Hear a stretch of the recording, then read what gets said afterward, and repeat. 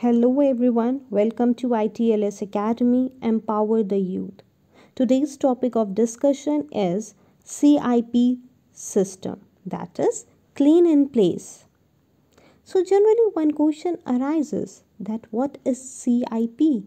So CIP is nothing but it is a cleaning method that is mainly used in any manufacturing industries.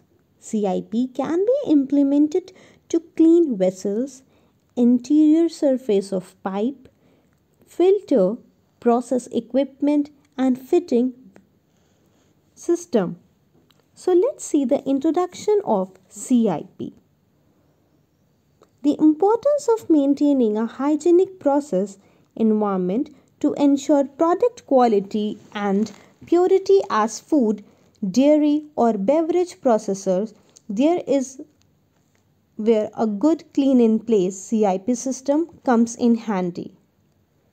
Because of the need to keep processing component free of bacteria, CIP system play an important role in processing. Cleaning is done is process piping, tank, heat exchanger and other equipment to prevent product contamination and to keep the process running effectively. So what is the basic aim of CIP? The basic aim of CIP system is to maintain a hygienic environment to ensure the product is free from any type of contamination. So our basic aim is to keep the processing component free from any type of bacteria or any kind of microorganism. So for this, CIP system play a very important role in processing. As I have discussed earlier, cleaning is done in the process of piping tank, different types of heat exchanger, even for the equipments also. And here again the basic aim is to prevent the product free from any type of contamination. So in short or in very brief, CIP system is just to maintain a hygienic environment to ensure the product should be free from any type of contamination, any type of bacterial attack.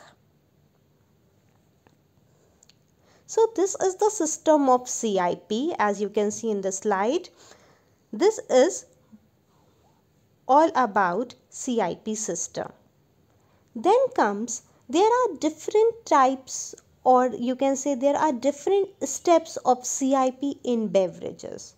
So we will going to discuss each step one by one. So the first step is pre-rinse.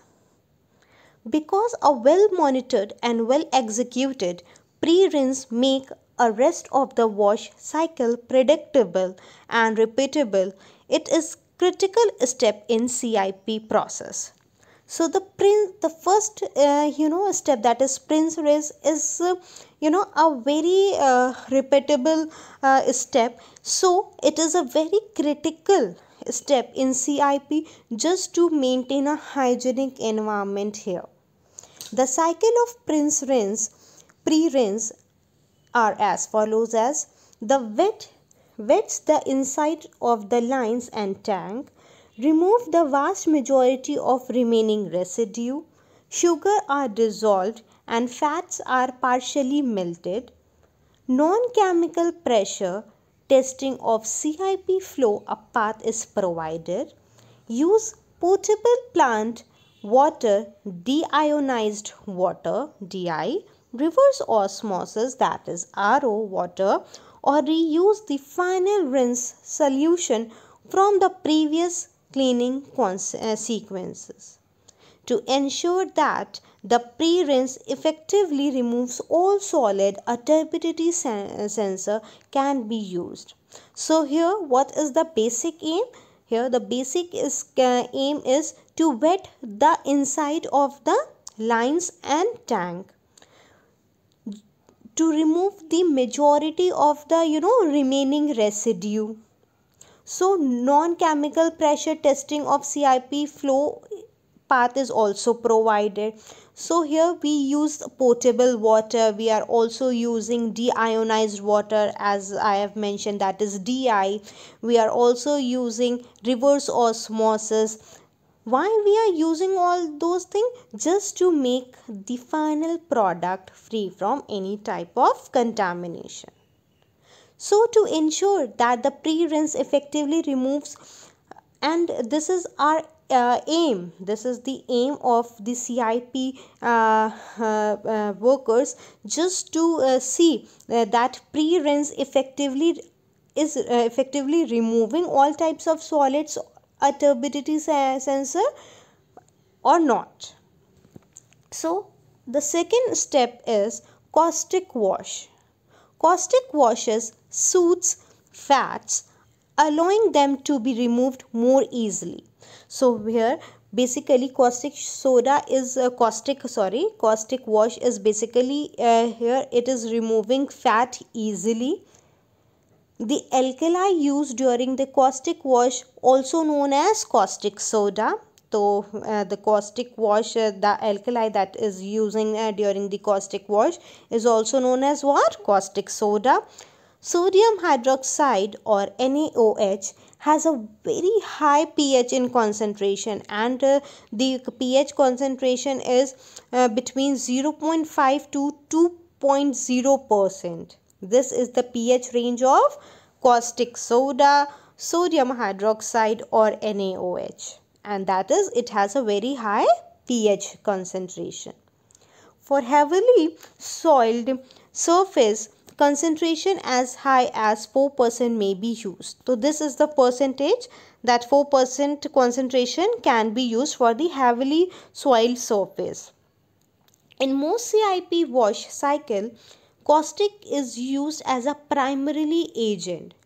So if you are talking about the most of the CIPs, so caustic wash or caustic soda is being used as a primary agent. A non-foaming formulation can assist in reducing pump cavitation and increasingly efficiency. It will also keep tank from becoming overfilled with foam when system begin to recirculate. So what is the aim of caustic soda? The basic aim of the caustic soda or caustic wash is to check कि there should be the tank should not be overfilled with foam when the system begins to recirculate. Second is it work as a non-foaming formulation, can also assist to the reducing the pump cavitation and increasing efficiency. Now comes the third step, that is intermediate rinse. Fresh water flushes out any remaining traces of detergent from the caustic wash. So here basically what they are doing, they are just doing flush flushes out just to check there is any remaining trace of any type of caustic of detergent from the caustic wash. Now in this, proper cleaning is ensured by using proper instrumentation during each step of CIP cycle during rinsing. So proper instrumentation are also used. Level transmitters and probes are used to monitor the level of wash and rinsed tank. So level transmitters and different types of probes are also used. Why you are using level transmitters and probe? Just to monitor the level of wash, and they are also used in rinsing the tanks. The flow transmitter ensure that spray devices have enough flow to precisely control the wash and rinse step. Conductivity transmitters ensure that chemical levels stay within a predetermined range. So here the flow, there are different types of transmitters and probes are also used just to check the monitor level of wash and rinse. So here two types of transmitters are used. First is flow transmitter. Why it is being used flow transmitter? To ensure that the spray device have enough flow to precisely control the wash and rinse the step. And conductivity transmitter ensures that the chemical levels stay within a predetermined range, means the chemical that you are using should be in a predetermined range. Then comes the fourth steps, that is final rinse. To flush the residual cleaning agent, rinse with DI, RO or city water. So in the final step, what they are doing, they are again checking whether there is any residual trace of any detergent. So they are basically rinsing with DI, RO, that is river osmosis, or city water. The final rinse water in many systems can be recovered and reused as pre-rinse solution. So here the final rinse water that is being used here is also, you can also recover, or you can also reuse this as a pre-rinse solution for the next cleaning cycle. So here there is no wastage of water, because the amount of water is used in the pre-rinse solution for the next CIP cycle or the cleaning cycle. The residual heat and chemicals from the final rinse will make the next pre-rinse more effective and cost effective. Okay, why it is becoming more effective and cost effective? Why? Because you are using this water for the next cleaning cycle. Then comes the fifth step, that is sanitizing rinse. It may be necessary to assist in killing the microorganism before beginning the next production run. So as I have discussed earlier, what is the basic aim of CIP is to kill or is to remove all type of contamination from the production run. So in the final step, that is the sanitizing rinse, here they are killing or they are inhibiting the growth of microorganism before beginning the next production run. Various hypochlorite solution in the sense, that is potassium, sodium or calcium, are also known as hypo, have been used as a sanitizer in many CIP cycles for many years. So if the question comes, what are the sanitizer, or name any 2 or 3 sanitizer that is used in CIP cycle, so what are they? They are potassium, sodium or calcium, or you can also say that is they are the hypochlorite solution, also known as hypo. So this is basically all about the 5 steps that are used in cleaning cycle. Now comes a sanitizing rinse. Active ingredient is chlorine, that is bleach, which is what are the qualities, and let's see. It is relatively cheap to use. This chlorine is very cheap to use, matlab it is cost effective. Excellent sanitizing rinse for soil prone to bacterial growth such as dairy product. So basically it has a very excellent sanitizing rinse for soils prone to bacterial growth, and it is basically comes under the category of for the dairy products. Stainless steel may be harmed by this chemical, which causing staining, corrosion and pitting. In the recent year, more sanitization managers have abandoned bleach-based sanitizer in favor of peracetic, that is PAA, a mix of hydrogen peroxide and acetic acid. So in the recent years, this more sanitization managers, what they are using, they are just using a bleach based sanitizer in favor of the PAA. This full forms comes in MCQs, that is what is the full form of PAA. So the full form of PAA is peracetic acid, a mix of hydrogen peroxide and acetic acid. So this is the system of CIP, as you can see in the screen. Then comes, what are the advantages of CIP? This is very important. So what are the advantages of CIP? So the advantages of CIP is to reduce human error. Second is keeping employees safe. Third is more productivity. Next is product quality. Last is water and energy consumption.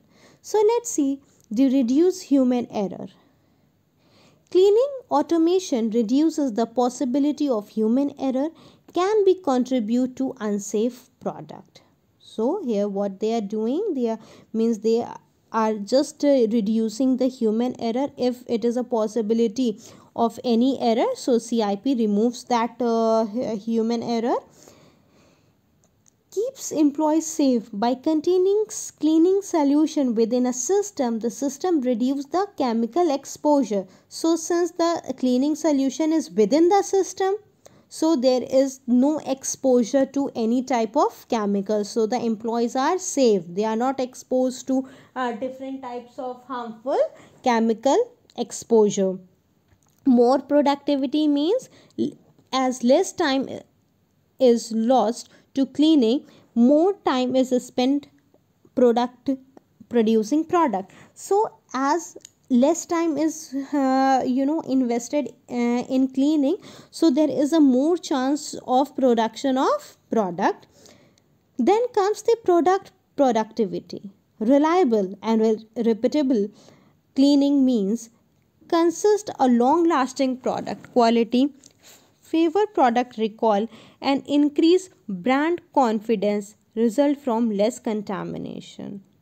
So here again, if the product has a less contamination or it has no contamination, so obviously the product quality will also increase.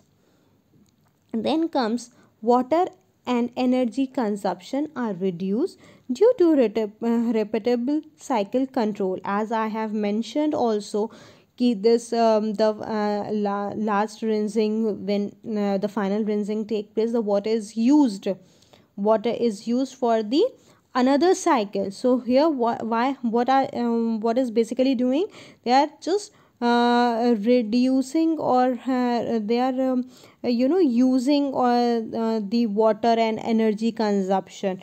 So the water and energy consumption for the next cycle is reduced. Why? They are using the water from the previous cycle, so they are reduced due to the repeatable cycle control. So basically these are the advantages of CIP. So what type of questions student you get on the basis of CIP? The first question generally arises that what are CIPs or what is CIP system? So you can generally mention the definition of that system. CIP, what this question is 100% has a chance to come. What are the different steps of CIPs? Explain. So as I have mentioned the different steps in MCQs, they generally ask about the acids, they ask about the full form of PAA, and last they can also ask the advantages of CIP. So everything is covered in this lecture. Hope you have understood. So student, please don't forget to follow ITLS Academy. You can also subscribe ITLS Academy, and you can also press the bell icon to get more lectures related to life sciences and different types of courses. You can also visit our website, that is www.itlsacademy.com. You can call on our helpline number, that is 7080833450. Hope you have understood. Thank you.